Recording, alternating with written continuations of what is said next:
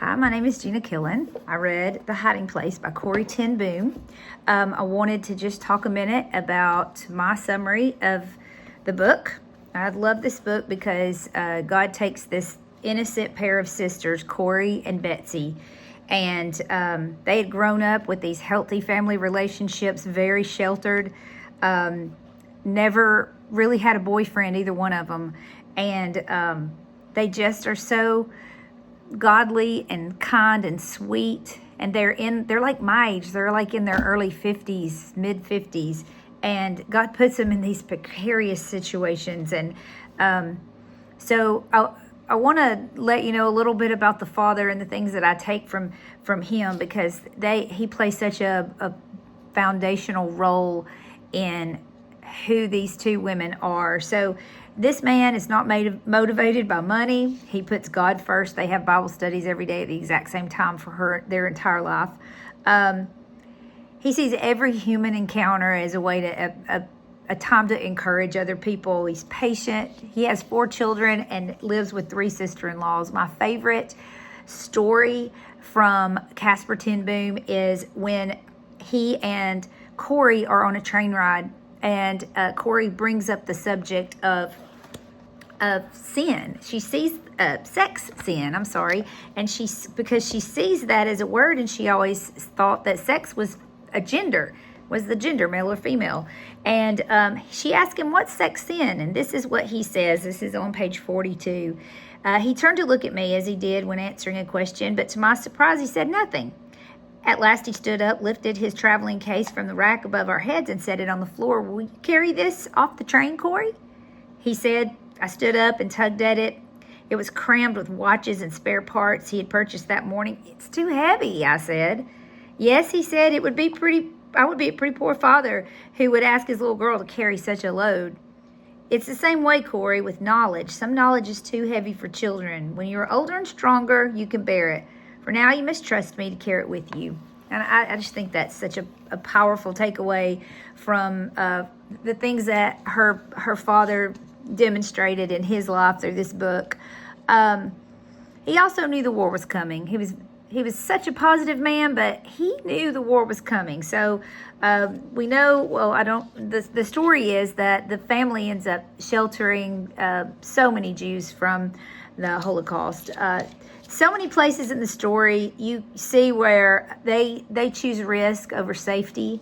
They started out obtaining ration cards so Jews could eat. They took after dark bike trips to the underground meetings so they could learn the whole system. They built a whole hiding space in their home. Architect came and did a fantastic job. They took on a lady that coughed. The whole thing is to keep everybody secret. And they took on a crying baby. So many chances they would be justified, and that they said no, and they just didn't say no. So obviously the story is that they do get caught. Corrie is in isolation because she enters into the concentration camp sick. So she can't see her sister for 2 months. She just finds joy in the simplest things. She has an ant, like an insect ant, that she can't wait to see every day, and she gets glimpses of the sky occasionally through her window in her room, and she just can't wait to see any kind of color, any brightness. She's so happy on her birthday. She says that she saw the color yellow on a lady's blouse, and someone was wearing a red hat, and that was her birthday present. So she found joy in the simplest things. She finally gets to be reunited with Betsy. She gets she gets a Bible, which is incredible, and they have some vitamins that someone sneaks in for them. And there's an incredible story about how the vitamins continue to be dispersed despite the fact that they're sharing them with everyone. The little tiny bottle should have been empty long ago, but it just kept producing vitamins, little drops for them. And they pray Thanksgiving for everything, which included the fleas that were on their body. And it turns out that the fleas were keeping the men from coming into their cabins and doing harmful, inappropriate things to them. So there were so many just waves of God just weaved in and out of this story. They were able to use their Bible for Bible studies, and so many women found peace and came to Christ through their time there. There's also just horrible things. Betsy gets very sick. They learn their father has passed away. There's this terrible train ride to Germany. They end up in an even worse place. They get stripped for showers and well checks, and just so many humiliating things would happen. But there were miracles that they were able to see happen too. They were able to get their Bible through the checkpoints, and that so many things like the vitamins and the fleas, the miracles were just were there too to keep them going. The blue sweater story it's the big takeaway for me too. I think about this story all the time when I want to hang on to something that is emotionally